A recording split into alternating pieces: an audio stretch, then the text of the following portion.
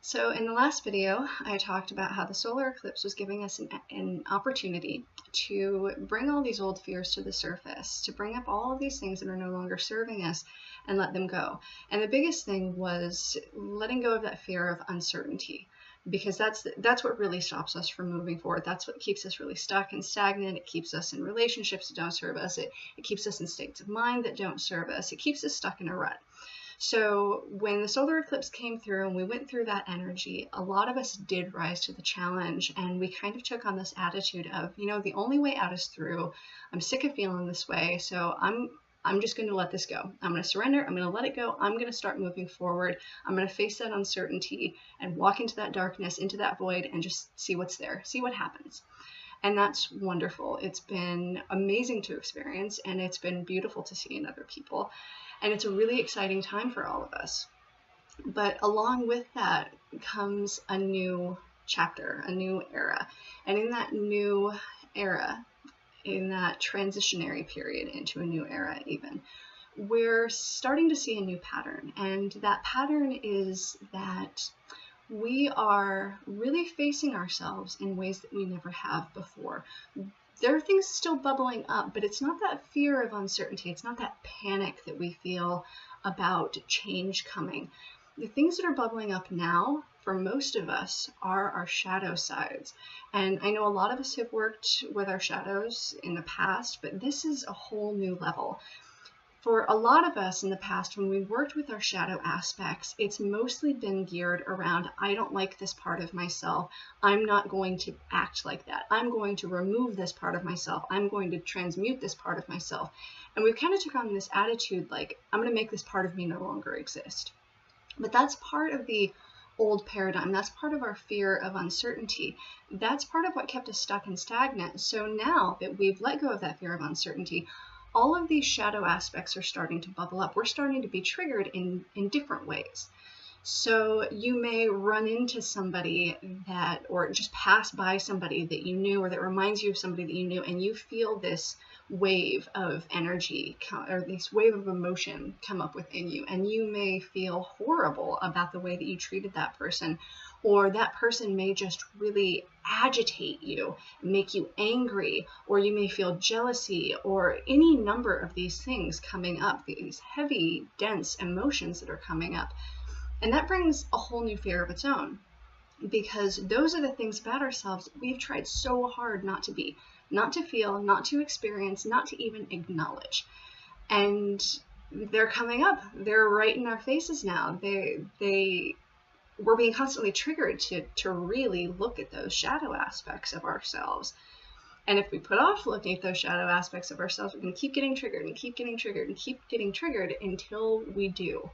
Now, the reason for this is because we are entering into a state where we're coming fully into ourselves, and we're merging, really merging in ways that we never have before, all of the aspects of ourselves, all of these different facets.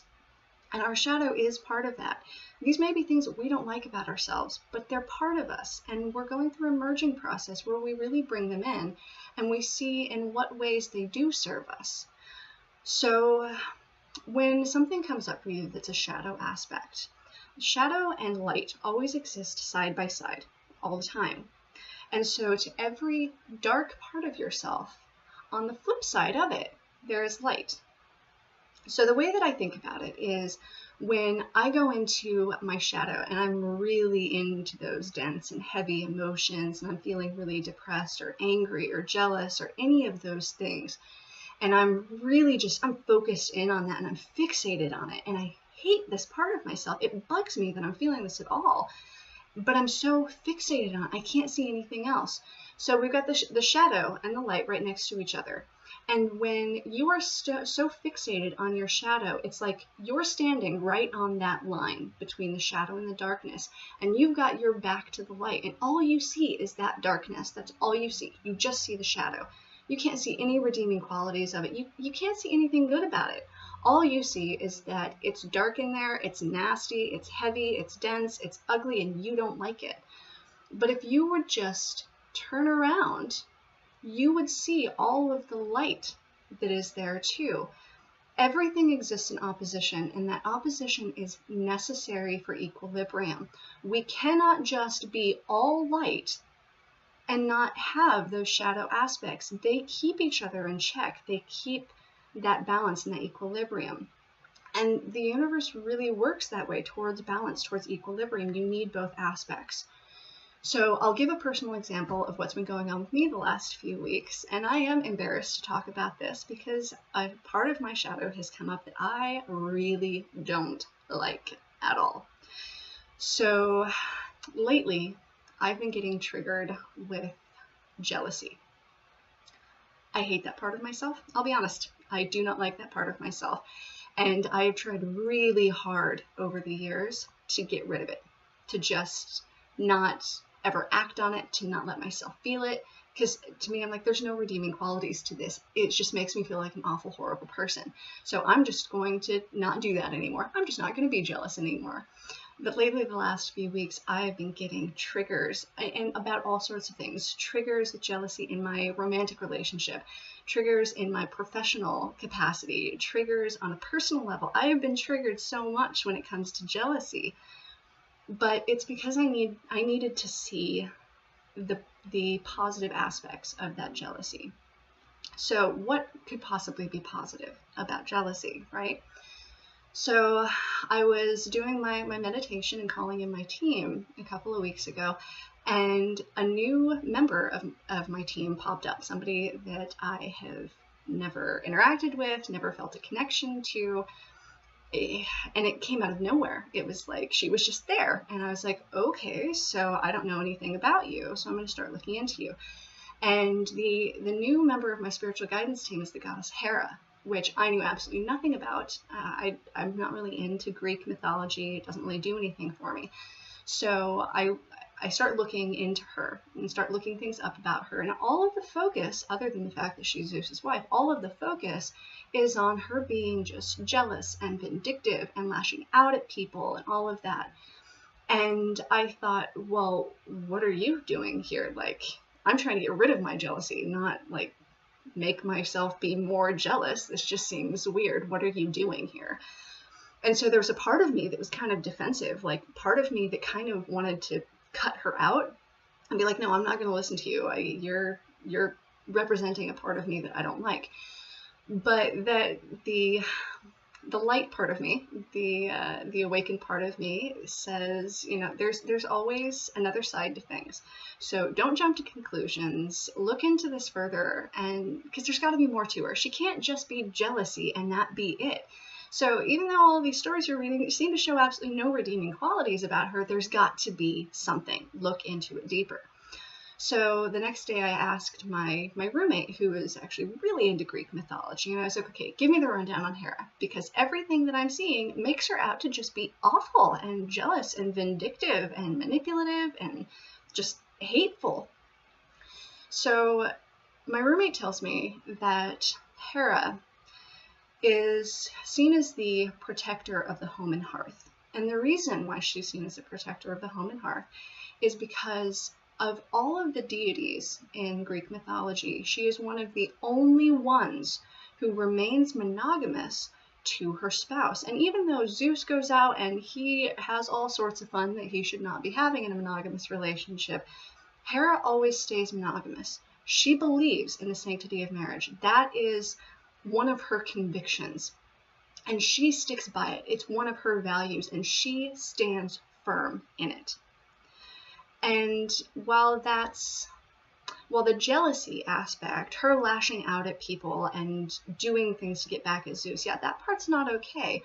But on the flip side of that jealousy is her conviction. She stands true in herself because she believes so firmly in the sanctity of her marriage that she wants other people to live by those same values. She is so true to herself. That's where the jealousy stems from. Now, that doesn't make the jealousy okay. It doesn't make it okay to lash out at other people and hurt other people. It doesn't even necessarily make it okay, and it definitely doesn't make it okay to force your belief systems on another person. That part is not okay. But the light and the darkness sit side by side all the time. So she's got the jealousy here.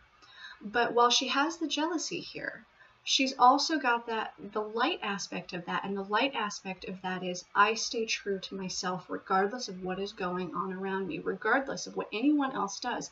I stay true to my value system. So that's what we're trying to do. We're trying to merge those things. So when I feel jealousy rising up within me, instead of just saying, I don't want that part of me, that's an awful part of me, I hate that part of me. Now what I'm doing is I'm trying to say, okay, I feel jealous in this moment. Why am I feeling jealous in this moment? I'm feeling jealous in this moment because I feel threatened. And I feel threatened because I'm being so true to myself. And there's this fear part of me, and fear comes in with jealousy. There's this fearful part of me that tells me, well, maybe other people aren't being true to that same value system. And maybe they are, maybe they aren't. That doesn't really matter. But that's what's triggering it, is that I am so true to my value system, and I am so sure within myself. I am so solid in my truth, so solid in my power, so solid in my values, that I feel the need to protect myself in that way. And jealousy is one of the ways that I attempt to protect myself. Now, that doesn't mean that I give in to the jealousy, but what it does mean is that I start looking at the jealousy with compassion. And instead of seeing it as something to eradicate, I see it as something to work with. I see it as something to inspire me to really be secure in my power, to be secure in my value system. So now, when I start to feel that jealousy rise up, I say, okay, you know what? It doesn't matter what anybody else does, whether they are or aren't living by the same value system, whether they are or aren't being true to themselves. That's not what matters. What matters is that I am being true to myself. I am standing firm within my power. And I don't need to protect myself with aggression. I don't need to protect myself with jealousy. I don't need to lash out at people. Those things just tell me that I'm feeling insecure within my power. So that jealousy starts serving a purpose. That jealousy is serving a purpose because it's showing me where I'm still feeling scared, where I'm still feeling insecure, where I'm still feeling like I have to defend myself and I don't. All I have to do is step fully into my power and just be like, this is me. This is where I'm at. This is what I believe in. And this is what I'm living by. And everybody else has the right to do the same thing. I have my strengths and my good qualities. I have my skills.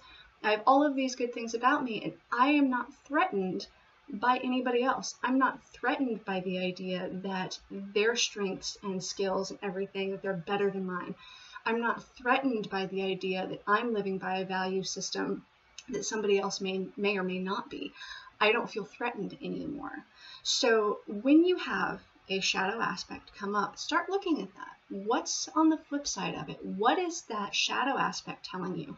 How can you start working with it? How is that shadow aspect a sign for you to look to so that you can start shifting your perspective, so you can really start merging those aspects of yourself?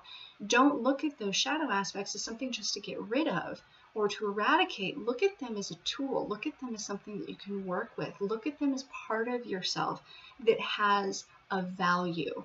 It doesn't mean that you act on those negative qualities, or I don't want to call them negative qualities. You don't act on those shadows. You don't have to. You don't act out with aggression or manipulation or being vindictive or any of those things. That's not what it's about. But it's about seeing those shadows, and it's about seeing how they protect. It's about seeing what their purpose is and what strength is there and what strength is on the flip side. Where is the light to this shadow? Because they're always right side by side, right next to each other all the time. So really start focusing on balancing those things. Don't try to walk away from your shadows. Don't try to evict them. That's not going to work, and it's not helpful. It doesn't serve our highest good to try to eradicate our shadow selves, because we need that, because those shadow aspects keep us in balance, they keep us in equilibrium, and they show us the areas where we're still working. They show us the areas where we still have some weakness, where we still have room to grow. Those shadows are really, really important. We need those shadow aspects, so stop trying to get rid of them, okay? I know they can be scary sometimes. They can be really heavy. They can feel very unpleasant. They're things that you just don't want to even acknowledge about yourself. I get it. I do. As a matter of fact, most recently, about 3 days ago, I had a really bad trigger with my romantic relationship and a jealousy thing. And it wasn't that he did anything. My boyfriend didn't do anything. He didn't. But I had a trigger based on an old insecurity, and I'm trying to deal with it, and I don't like how heavy it feels, and I really don't like feeling that way. It's yucky, and it's uncomfortable, and it hurts, and there's like resentment and anger, and most of that resentment and anger is directed at me because I don't like the way that I'm feeling, and I know that I don't have to feel this way.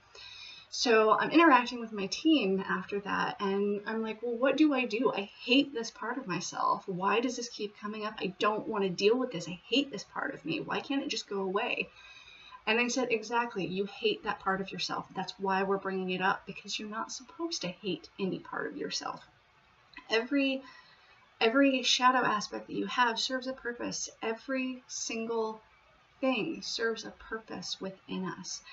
What we are trying to release, what we're trying to let go of, is the need to act on those things, the need to let our shadow aspects control us.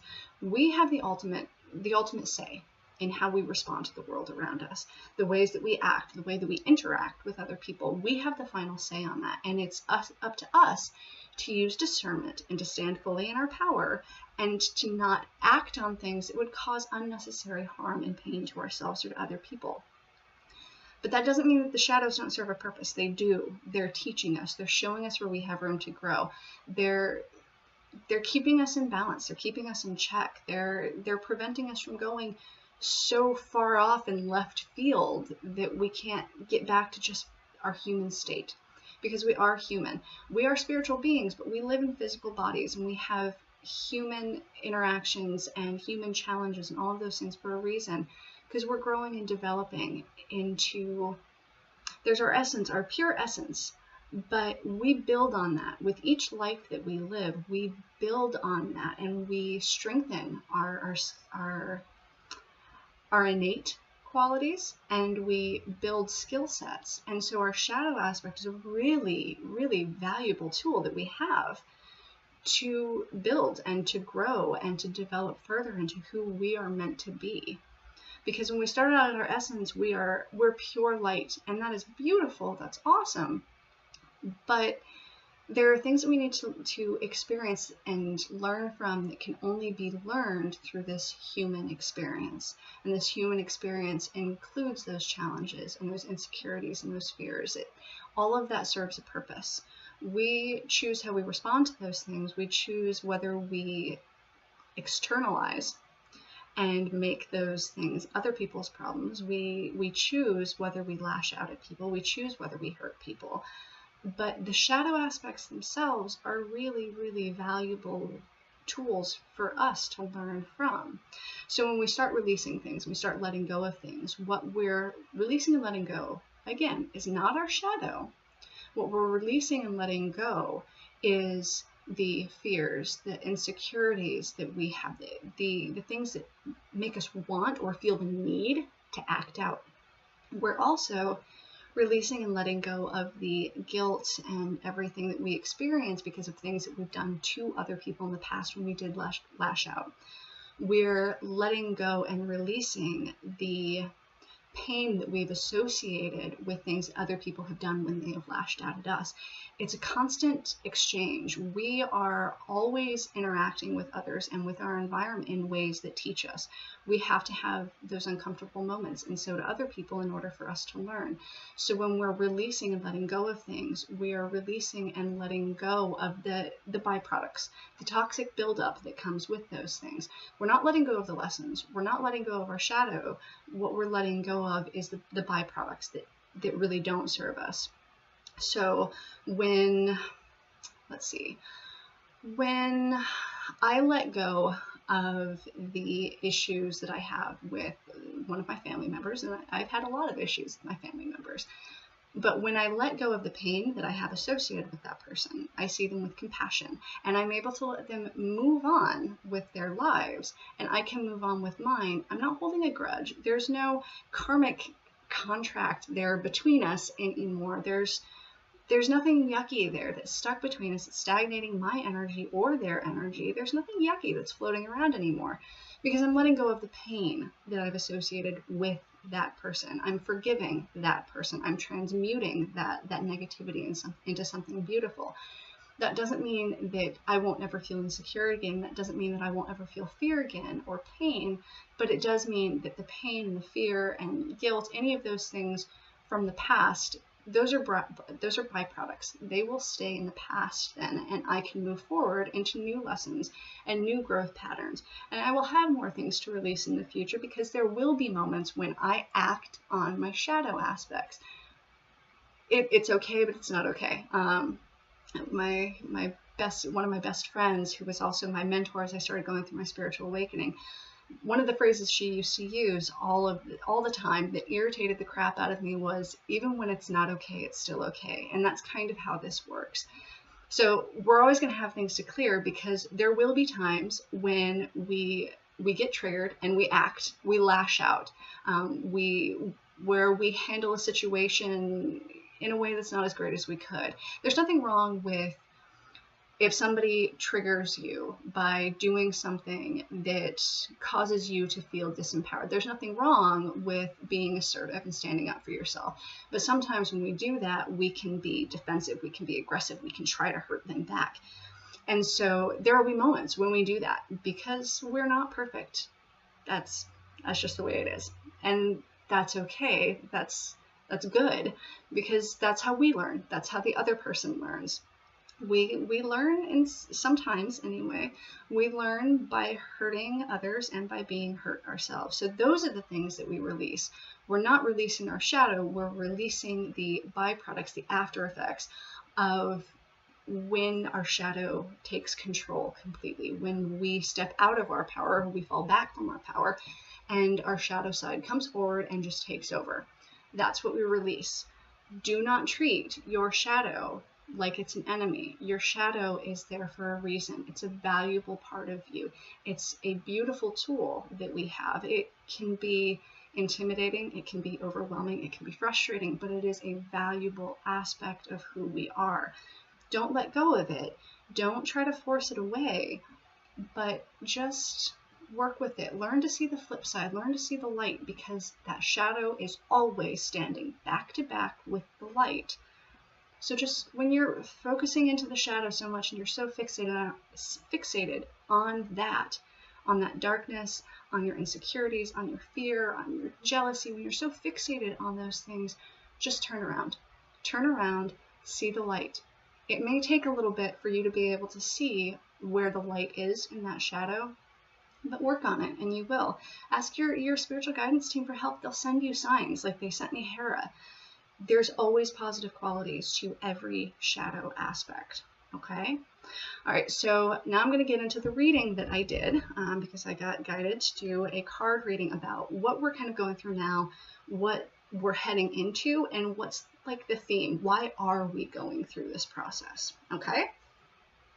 So we're going to start off with the Hermetic Tarot deck, and the first card that we get is the Hermit.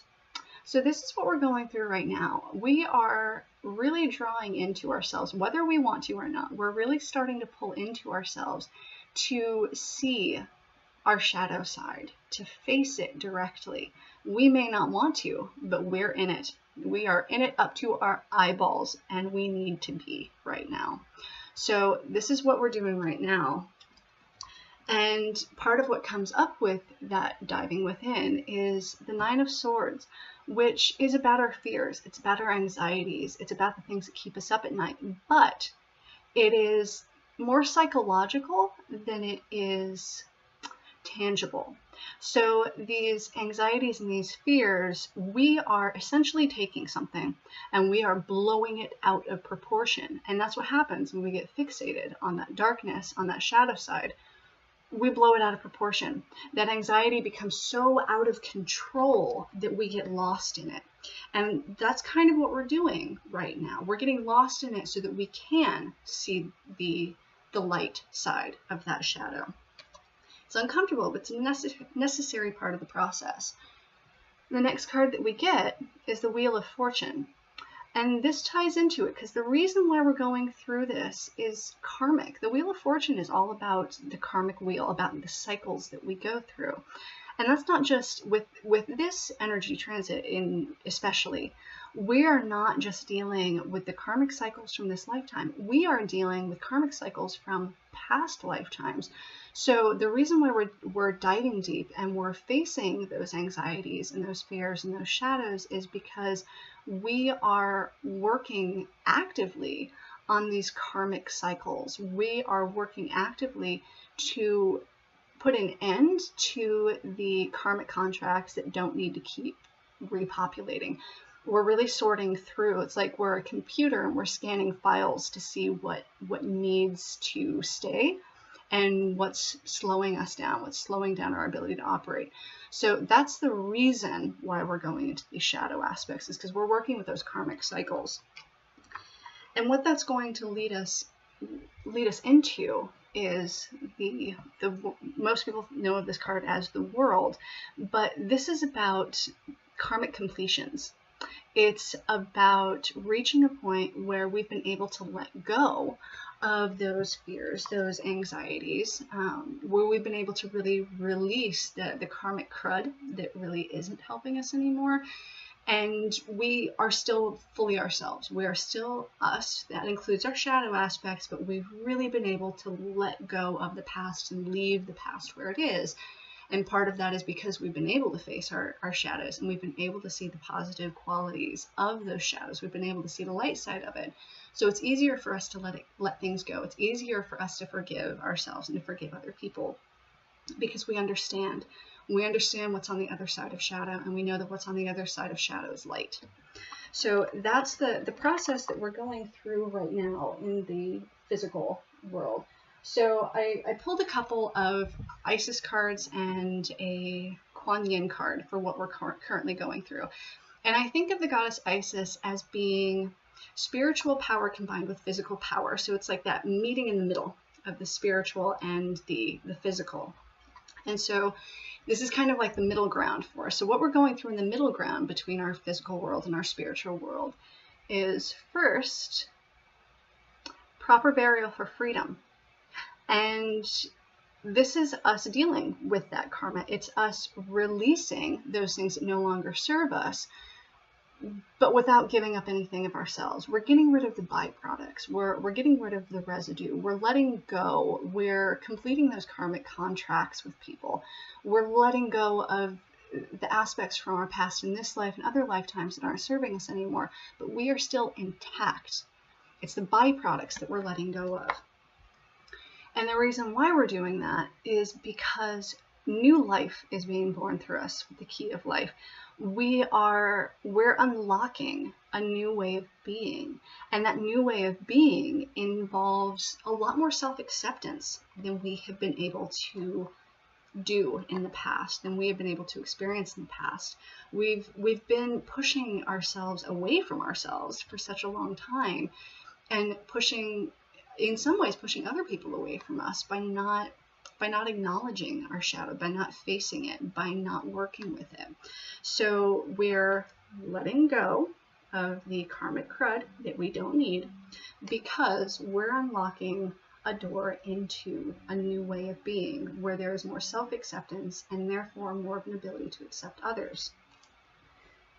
But with that, Kuan Yin I see as more of our essence, our spiritual essence, where we came from, our core being before we lived any lifetimes.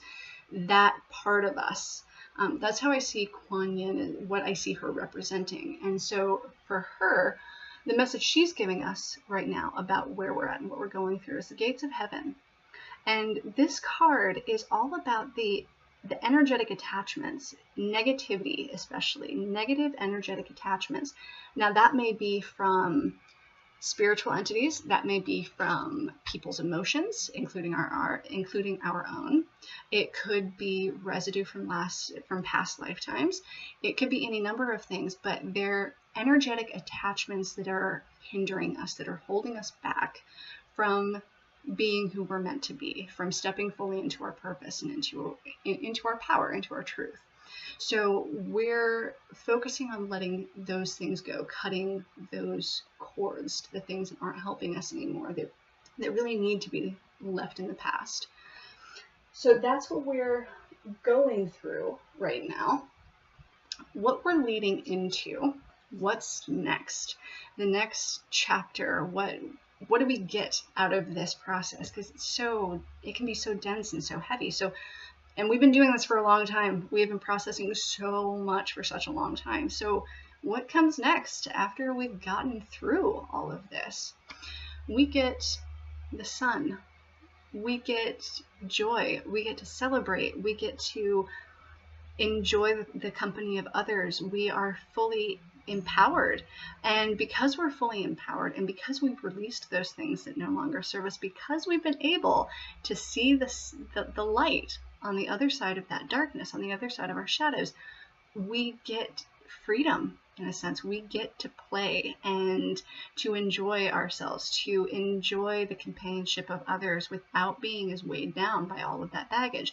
It doesn't mean that we won't have things to clear in the future, because we will. But once we get through this particular transit and this particular influx of energy, we get the opportunity to breathe a little bit, because we'll have let go of so much. We are also walking into all sorts of new things. We're walking into a new ability to connect to others. The Ten of Cups is usually like domestic bliss. It's linked into family. And with this, I'm seeing it even more generally, though. The cups are about emotions. So once we've cleared a lot of those stagnant emotions, the things that are holding us back, once we've been able to see the light on the other side of darkness, that improves our ability to connect to others. We have more meaningful relationships with our family, with our friends, with everybody. We can start seeing everyone kind of like family, and we're more forgiving, we're more compassionate, we're more open, because we don't feel as threatened. We don't feel as much of a need to defend ourselves so fiercely, which opens us up to deeper connections, to something more meaningful and more joy in our relationships. We're also getting an opportunity that the Lovers it can be representative of romantic relationships. So this may be new starts in romantic relationships, either with the person you're already with or entirely new relationships. If the karmic contract you had with the person you were just with, if that falls apart, this may be walking into a new relationship. It may be renewed vigor and excitement and romance and all of that in a current relationship. Or the Lovers is also about balance within, the balance of the masculine and feminine within us. So this is kind of a dual meaning card here, because we're getting new opportunities with love relationships, but we're also getting a new opportunity to love ourselves more fully, because we're balancing our light and our dark, our masculine and our feminine. We are coming to a state of balance where we can feel fully empowered, and we can celebrate that, and we can know that we are on the right path towards our destiny, and we are being divinely guided, and we're right where we're supposed to be. It'll bring a sense of peace for us after all of this darkness that we've been going through for who knows how long, right? And we are heading into the Two of Wands. And this is a pretty fun card, because with the Two of Wands, wands are all about action. So with the Two of Wands,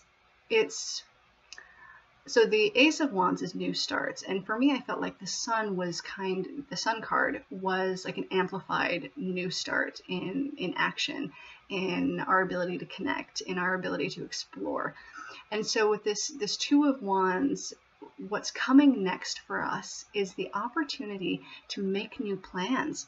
So you're in that fully empowered state, and you get to set a new course for yourself. You get to decide, okay, what do I want from my life? Not what do I feel obligated to do? Where am I stuck? You know, the rut that I've been stuck in forever.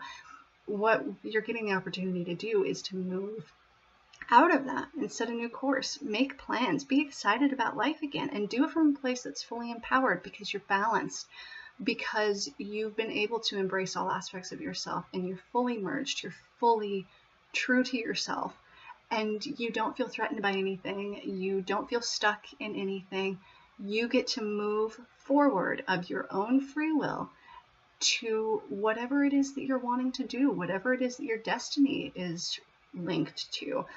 And because you've also in this process been able to link more into that divine guidance, you're also being more guided towards your destiny. And our destiny is often, sometimes people can feel trapped in their destiny because we have negative connotations with it.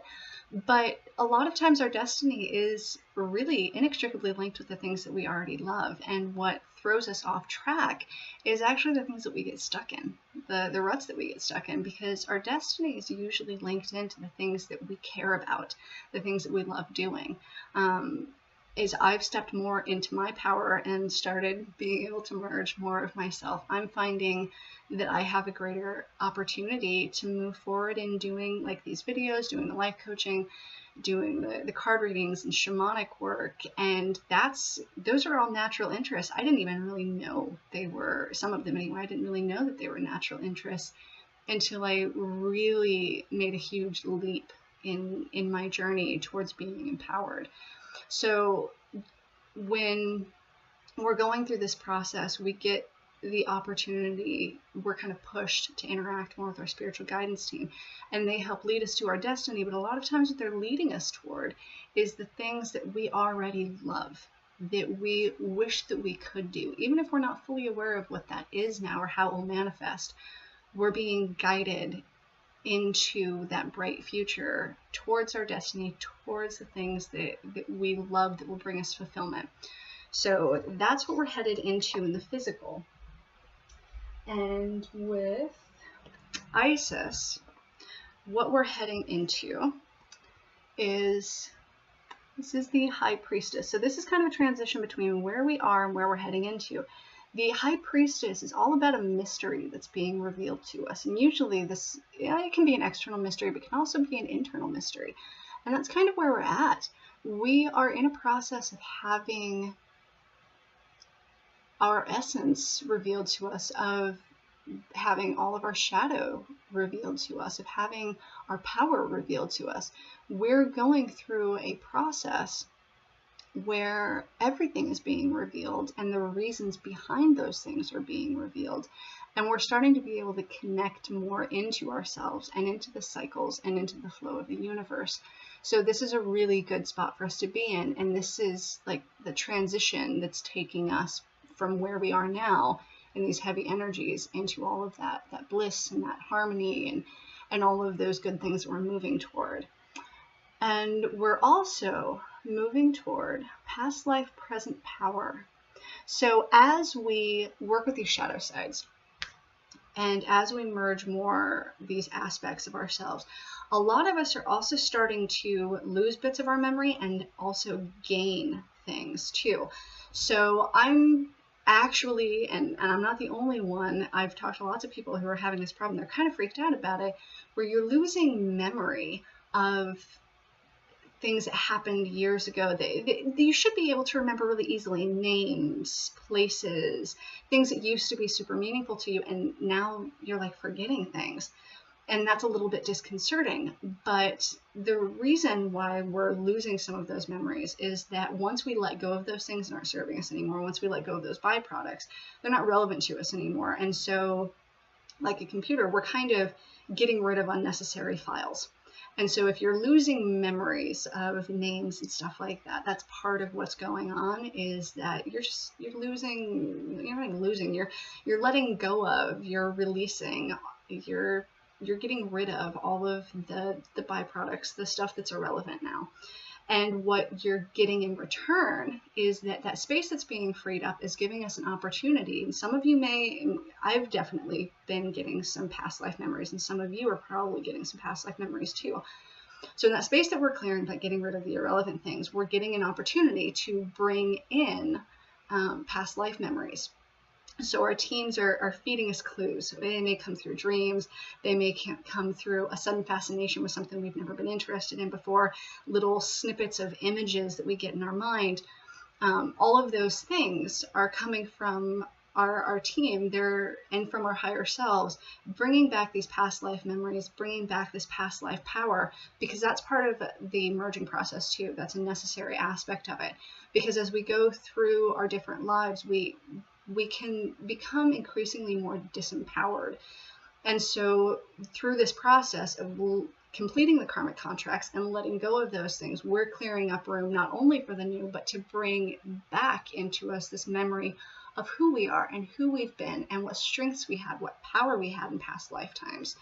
So that's a really exciting part too of this. That's another thing that we're heading into. We're going to start getting more past life memories. We're going to start remembering more of our old skill sets. We're going to start really stepping into our power in ways that we've never been able to before, because now everything is coming full circle. We're drawing all the aspects of ourselves back, not just from this lifetime, but from all lifetimes into ourselves, so that we can really remember who we are and really stand fully empowered within ourselves, because we'll have all of our resources back, all of our internal innate resources back.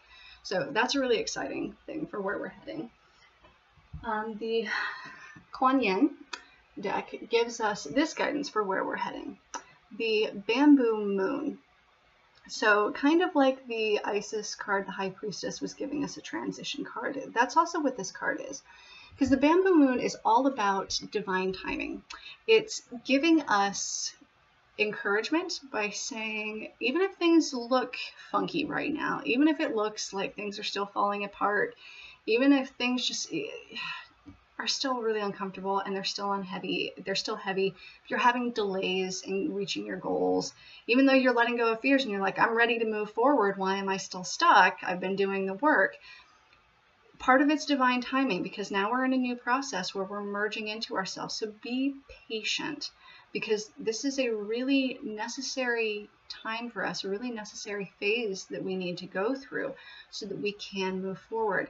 And the Bamboo Moon is really telling us that the divine is behind us. They're orchestrating this. And the divine includes our higher self.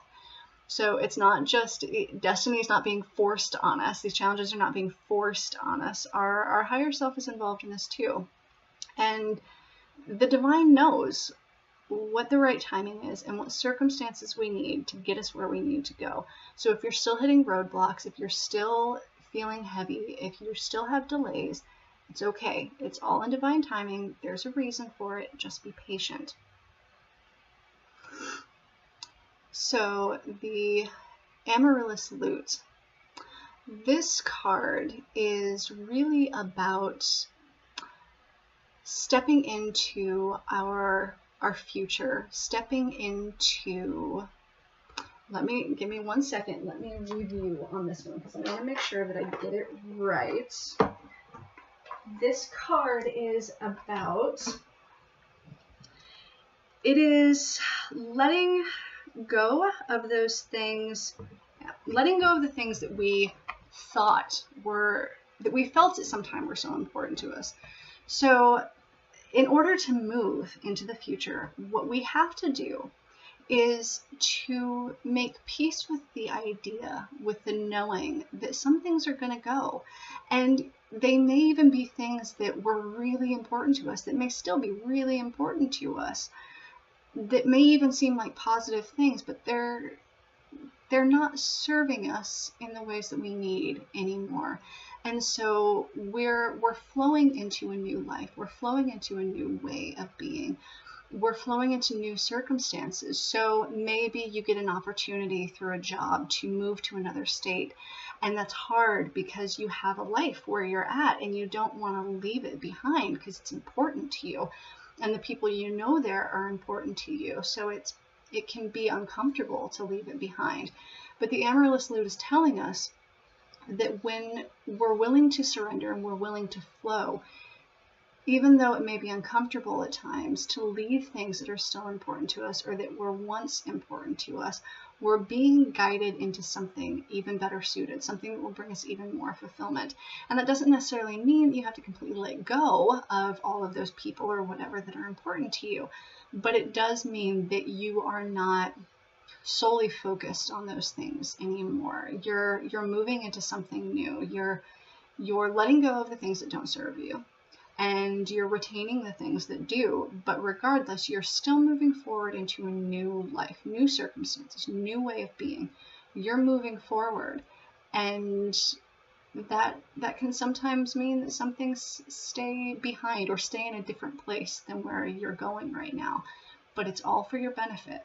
It's all to bring you greater fulfillment, to bring you more fully into yourself, to empower you further. So don't be afraid of anything if something starts to lose importance, or if you get an opportunity that seems scary because it means you'll have to leave things behind. Don't get afraid to take those opportunities and to move forward, because you're being guided into a better spot for you. You're being guided into a space that will bring you greater joy. So when I asked for the theme of what we're going through and like why we're going through it, not so much what we're going through, but why we're going through it, I pulled one from Isis and one from Kuan Yin. And the Isis card brings us soul retrieval. So that goes along with that past life, present power card. So the reason why we're going through all of this is to become more empowered, to pull all the aspects of ourselves back into ourselves so that we are fully who we are. We'll be able to pull everything back to us, be able to see ourselves clearly. We'll be able to stand fully in our power and move forward from that space of inner knowing, of joy, of surrender, and to move forward from that space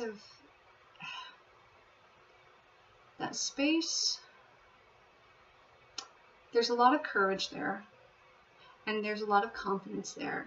And when we're able to pull back all of those soul fragments and remember our skill sets and remember our power from our past lifetimes, we're fully integrated. So it gives us an opportunity to move forward from a space where we are fully integrated and we know ourselves really well, and we're not threatened by anybody anymore. We're not threatened by them not following our value system. We're not threatened by whether that person may or may not be better at something than we are. It doesn't matter, because we will be so grounded within ourselves, so centered within ourselves. We'll have pulled all those fragments of ourselves back so that we are fully empowered and we're fully integrated, we're fully merged, and we can move forward from that space knowing that we're heading into a better way, a better life, better opportunities, better everything. And Kuan Yin brings us the Lotus Throne.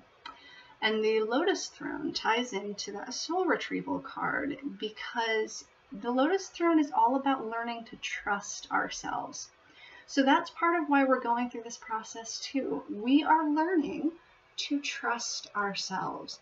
A lot of times we look outside of ourselves for validation from others, for answers, for other people to do things for us because we feel like we can't do those things on our own.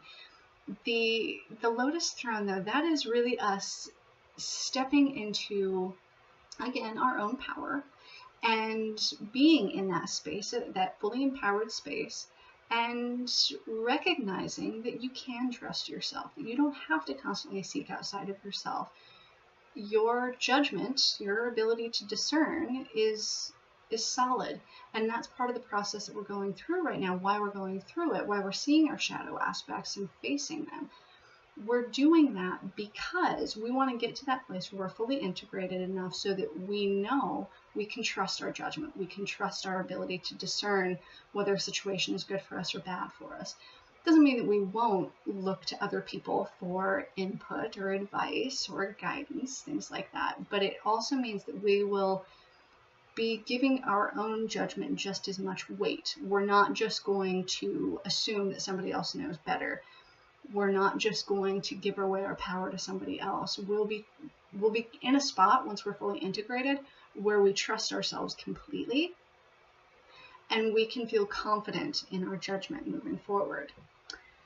So all of those things sound great, right? It all sounds wonderful.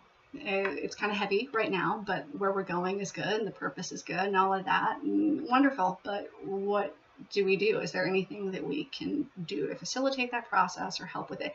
And the answer is yes. So I pulled some medicine cards too, because the medicine cards are really good for giving you like a clue of like what skills you can work on, what characteristics you can work on that can facilitate a process and going smoother. So we've got a few. The first one that we've got is grouse. And grouse is all about the sacred spiral. And the sacred spiral is about the cycles in life, but it's also about enlightenment, personal enlightenment.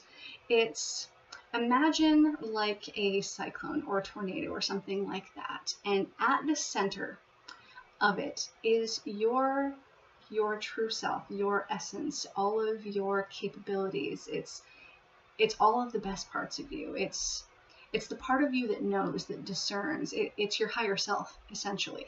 So at the center of this sacred spiral is yourself. And this process that we're going through, it can be super overwhelming. It can make you a little sick to your stomach, all of that tornado activity. But it's bringing you to your core so that you can see yourself clearly, so that you can see all the beautiful things. And that's amazing. What the grouse also teaches us is to stop fighting it, stop treating it like it's, I don't want to do this, fine, I'll trudge through it, and you're kind of pouty about it. Grouse is telling you to have fun with it. Stop fighting it, stop military marching it, stop trudging, dance. It's a dance. There's flow, and there's grace, and there's freedom, and there's this beautiful core energy to it where there's elegance, there's grace, and there's so much fun, there's so much exuberance, there's so much movement. We are moving through our life, and you can choose to trudge through it. You can choose to dig in your heels and try not to move. You can choose to military march. You can choose to do any of those things, but it'll go smoother if you dance. So go to your core. Dance your way there. Dance with your shadow. Dance with your devils. Make a party out of it, because that'll help you to see the light. That'll help you to find your shadow aspect to be more relatable for you. Something that you're not afraid of, something that you don't hate, something that you can connect to in a meaningful way. So dance. Get to your core. It's good for you. It really is. Okay? As we're in that process, we've got Spider. Spider is all about weaving our destiny, okay? So we have the power to weave our destiny. We have the power to make decisions for ourselves. We have the ability to weave the pattern of our life in the way that we wish to.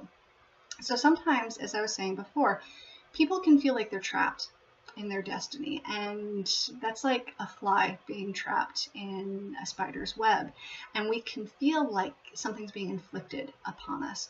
We can be terrified by it. We can even be angry at the divine that we see as this spider who's going to devour us, and that's not the way it is. You are the spider. You are not trapped. You're not stuck. You're the spider. You're weaving your life in the way that you want it to go. So, and with the spider too, a lot of people are afraid of spiders. So this is one of those areas where we're facing our shadow too. Imagine the spider as being your shadow aspect. Learn to work with the spider. Learn to see how the pattern that your shadow is weaving actually can be beautiful. It can be effective. It can have a purpose. Watch, pay attention, and remember that you have the ultimate say. So watch what your shadow does, observe what your shadow does, and then you call the shots on it from a centered space between your light and your darkness. So really pay attention to your shadow. Don't be afraid of it. Watch what it does, because it may be weaving something really cool and you don't know. And then once you see what's going on, you can always kind of step in and guide the process. You'll step in and be the spider. You'll merge with your shadow. And then you get to choose from that centered space of integration how you want your life to go, how you want to weave things from there. And how do we do that? How do we know which direction we want to go? How do we know how to weave our lives? What pattern to choose? How do we know all that? And that's where this comes in. This is Hawk, and Hawk is the messenger. Hawk is all about seeing observing, being aware, seeing the messages that are available to us, listening for them, being very observant, and then jumping on those chances when we get them. So your spiritual guidance team will give you clues. Your higher self will give you clues. Pay attention to your environment. Things will pop up. Pay attention to your dreams. Pay attention to your thoughts, to the people that you meet, the interactions that you have with others. The divine is always speaking through those signs, those symbols, those conversations with other people. And remember that the divine is also yourself. It's your higher self. So listen, watch, pay attention. The messages are there that will guide you in the direction you need to go. They'll guide you to the answers that you need. So just pay attention. That's the biggest thing. Pay attention, because the messages are coming in right now. They've been coming in. But sometimes we don't pay close enough attention. We get so wrapped up in our lives that we're not looking. And we need to look. Because as we get that guidance, we'll feel safer, we'll feel more supported. And as we start really integrating those messages into our lives and acting on them, we start feeling more empowered. We start remembering more of who we are. We start making better choices for ourselves.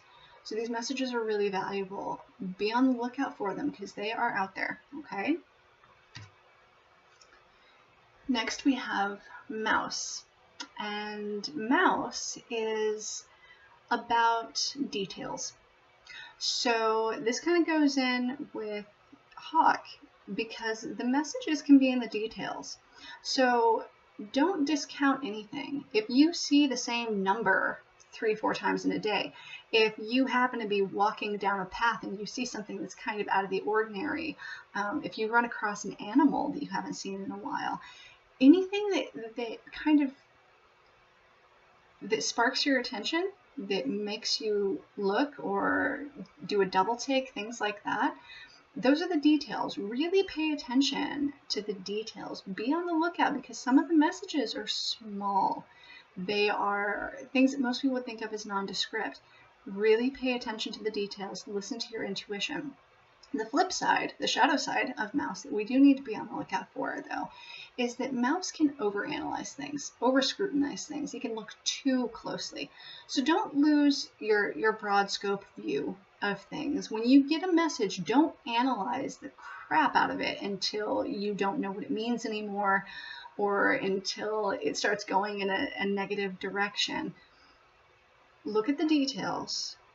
Don't get too involved in them, though. You want to be able to keep that broad view so that you can tie all of the pieces together. Because if you get stuck on one tiny message and you can't get past that, you're going to miss a lot of things.